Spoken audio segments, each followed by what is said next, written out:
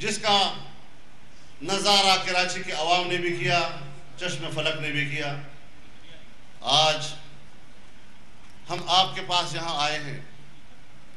اس اظہار یکجہتی کے لیے، اس درد میں شریک ہونے کے لیے، اس غم میں شریک ہونے کے لیے، اس احتجاج میں شریک ہونے کے لیے کہ آپ کے بار سے جج صاحب خطاب کرنے کے لیے آ رہے تھے اور یہاں پر ایک قوت MQM کے حوالے سے میدان میں اتری اور الطاف حسین صاحب نے وہاں سے اعلان کیا کہ میرے جیالے گلی گلی کوچے سے کراچی کو بھر دیں گے۔ یہ صورتحال انتہائی غیر سیاسی، غیر اخلاقی، آپ کو اس کی جو سزا دی گئی، آپ کو اپنے آئینی اور قانونی حق کے استعمال کی جو سزا دی گئی، کراچی کے عوام کو جو سزا دی گئی، کراچی کے وکلاء کو، کراچی کی سیاسی پارٹیوں کو، مذہبی پارٹیوں کو، ان کے کارکنوں کو جو سزا دی گئی، آج متحدہ مجلس عامل کی قیادت آپ کے ساتھ براہ راست اس احتجاج میں شرکت کے لیے یہاں آئی ہے، ورنہ ہم آپ کے اس یکجہتی میں پہلے بھی گلی گلی کوچے آپ کے ساتھ رہے ہیں، ہمیشہ آپ کے ساتھ رہے ہیں، مسلسل آپ کے ساتھ اس احتجاج میں شریک رہنا چاہتے ہیں۔ لیکن میرے محترم دوستوں، ملک کے سیاسی معاملات ہوتے ہیں، قانون پر بحث آپ کا حق ہے، قانون کی تشریح کرنا عدالت کا حق ہے، لیکن قانون بنانا یہ ہمارا حق ہے۔ ہم پارلیمنٹ کے لوگ، ہم آپ کے دائرہ اختیار میں مداخلت نہیں کرتے،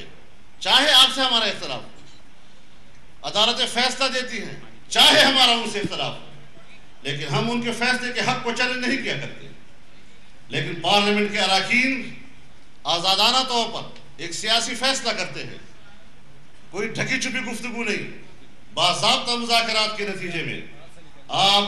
وکیل پیشہ ہیں، آپ ایڈوکیٹس ہیں، آپ کبھی بھی پارلیمنٹ کے اراکین کی اس حق کو چیلنج نہ کریں، اختلاف رائے کریں، بالکل آپ کا حق ہے، لیکن ان کے اس حق کو چیلنج کرنا کہ معافی مانگو، معافی ہم کیوں مانگیں؟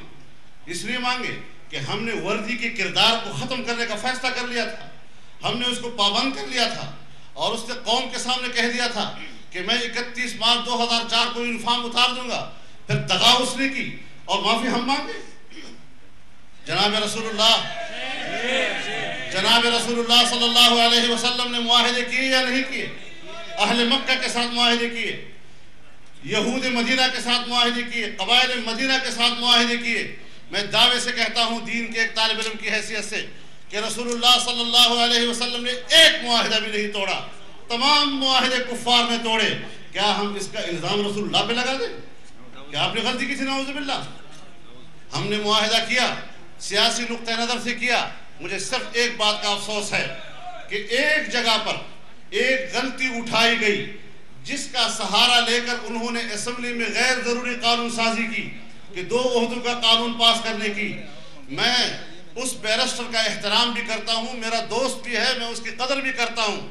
لیکن جب ہم نے اس معاہدے کی بریفنگ دی پورے اسمبلی کے اپوزیشن کے پارلیمانی گروپ کو، تمام پارٹیاں موجود تھیں، یہ بیرسٹر صاحب بھی موجود تھے، اس وقت بھی ہم نے ان کے سامنے یہی آرٹیکل 63(1)D کا ذکر کیا، اور پھر LFO پر جب قانون سازی ہو رہی تھی اور آئین میں ترمیم کا عمل جاری تھا تو انہوں نے سب سے لمبی تقریر اس موضوع پہ کی، نہ ہمارے ساتھ بریفنگ میں وہ نشاندہی کر رہے ہیں، نہ اپنی تقریر میں اس کی نشاندہی کر رہے ہیں۔ جب 17ویں ترمیم پاس ہو جاتی ہے اس کے بعد کہتے ہیں کہ اس آرٹیکل کے تحت گنجائش ہے کہ قانون پاس کیا جائے۔ اب مسئلہ ٹائمنگ کا ہے، اگر ترمیم پاس ہونے سے پہلے وہ بتا دیتے تو شاید ہم ڈٹ جاتے کہ ہم اس پر کوئی کمپرومائز کرنے کو تیار نہیں ہیں، لیکن اگر ٹائمنگ یہ ہے کہ سب کچھ ہو جانے کے بعد آپ نشاندہی کرتے ہیں تو ذرا اپنی برادری کے اس بیرسٹر سے بھی کہہ دیجئے کہ آپ کی وہ مہارت اور آئین پر آپ کی وہ قدرت یہ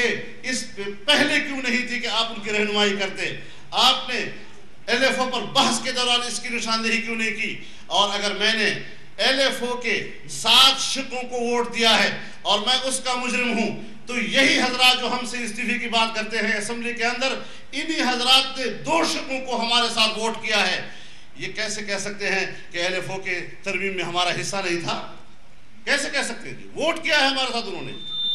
یہ ایک نظری معاملہ ہے، نظری معاملات میں اختلاف نظر ہو سکتا ہے، ایک سوچ ہو سکتی ہے کسی کی، اور جنرل مشرف کہتا ہے کہ جی MMA والوں نے معاہدے کی خلاف ورزی کی تو میں نے بھی کی، میں ٹیلی ویژن پر ان کو مناظرے کی دعوت دیتا ہوں، آئے اور وہ ثابت کرے ہمارے اوپر کہ ہم نے معاہدے کی خلاف ورزی کی ہے یا آپ نے معاہدے کی خلاف ورزی کی ہے، تم نے قوم سے دغا کی ہے۔ اور ظاہر ہے جس طرح آج ہماری عدالت عظمیٰ اور عدالت عظمیٰ کا چیف جسٹس وہ عدالت عظمیٰ کی ماضی کے کردار پر اپنے کردار کی وجہ سے اس کا کفارہ ادا کر رہے ہیں، متحدہ مجلس عمل بھی اگر کوئی نقصان ہوا ہے تو اسی ایک آمر کے مقابلے میں اپنا کفارہ ادا کر رہی ہے، میدان عمل میں ہے، جدوجہد میں ہے ہم لوگ۔ اور پھر آپ نے بات کی بلوچستان اسمبلی سے نکلنے کی، ہم آج بھی بلوچستان اسمبلی کی اس موجودہ اتحاد سے نکلنے کے لیے تیار ہیں، لیکن اپوزیشن کو آمادہ کرو تاکہ ہمارے ساتھ مل کر وہاں حکومت بنائے۔ ہم وزیر اعلیٰ کے طلبگار بھی نہیں ہوں گے، اپوزیشن کی جس پارٹی کو وزیر اعلیٰ کا منصب چاہیے ہم ان کو دینے کو تیار ہیں، تاکہ ہم حکومت کی قربانی تو دے لیکن جمہوریت کی قربانی نہ دیں۔ اگر پھر ہمارے جانے سے اسمبلی ٹوٹ گئی اور وہاں گورنر راج لگا تو آپ میں سے کچھ لوگ کھڑے ہو کر کہیں گے کہ ملاؤں نے پھر جرنیلوں کو آگے آنے کا موقع دے دیا ہے۔ ہم کبھی ان کو اپنی آمریت کا کھیل نہیں کھیلنے دیں گے وہاں پر۔ اور پھر آپ کو بتا دوں ہم حکومت میں یقیناً مخلوط حکومت کا حصہ ہیں، لیکن صوبہ جاتی نظام میں اور وفاقی نظام میں صوبے کا اپنا ووٹ، مرکز کا اپنا ووٹ اور ہر جگہ کی طاقت کا توازن ایک دوسرے سے مختلف، حکومت سازی کے لیے کبھی مخلوط حکومت کی ضرورت پڑ جاتی ہے، لیکن سیاسی پارٹیاں اپنے شرائط میں بات کرتی ہیں۔ آپ کو میں 2-3 مثالیں دینا چاہتا ہوں۔ آپ کہتے ہیں ہم مخلوط حکومت کا حصہ ہیں، سب سے پہلے اعتماد کی ووٹ کی بات آئی، سب سے پہلے اعتماد کی ووٹ MMA نے انکار کر دیا ووٹ دینے سے، سرحد اسمبلی نے ان کو شکست دی، اور بلوچستان میں اس لیے شکست ہوئی کہ مجلس عمل نے اس کے خلاف ووٹ دیا۔ اسی جنرل مشرف کے خلاف مخلوط حکومت کے اندر ہوتے ہوئے مرکز کی پالیسیوں کی پیروی کی کوئی فرق نہیں آیا ان کی سوچ کے اوپر۔ اور پھر اس کے بعد آپ کو یاد ہے جب وردی کے لیے قراردادیں آ رہی تھیں، پنجاب اسمبلی نے قرارداد پاس کی، سندھ اسمبلی نے قرارداد پاس کی، تو سرحد اسمبلی نے وردی کے خلاف قرارداد پاس کی۔ اور جب بلوچستان اسمبلی میں قاف لیگ والے، وزیر اعلیٰ صاحب والے یہ قرارداد حق میں لانے لگے تو ہم نے کہا کہ ہم مخالفت کریں گے، اور جب اس کو احساس ہوا کہ میں شکست کھا رہا ہوں اس کو قرارداد واپس دینی پڑ گئی۔ یہی اس بلوچستان ہے، جب فوجی آپریشن کا سوال پیدا ہوا تو اسمبلی کے اندر جو قرارداد پاس ہوئی کہ اب فوجی آپریشن نہیں ہونا چاہیے، وہ قاف لیگ کی وجہ سے نہیں، وہ مجلس عمل کے ووٹ کی وجہ سے ہوا۔ اگر کابینہ نے ریکارڈ پر یہ فیصلہ کیا کہ بلوچستان میں فوجی آپریشن نہیں ہونا چاہیے، یہ قاف لیگ کی وجہ سے نہیں تھا، یہ مجلس عمل کے موقف کی وجہ سے تھا۔ لہذا مخلوط حکومت میں ہوتے ہوئے میری بات سنیں،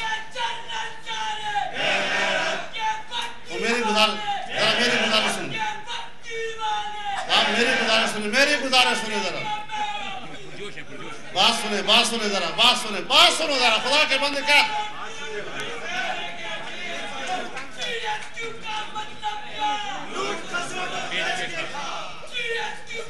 آپ میری بات تو سنیں، میں بات کر رہا ہوں، تفریح کر رہا ہوں۔ اب اس کے بعد میں آپ سے کہنا چاہتا ہوں کہ اگر مجلس عمل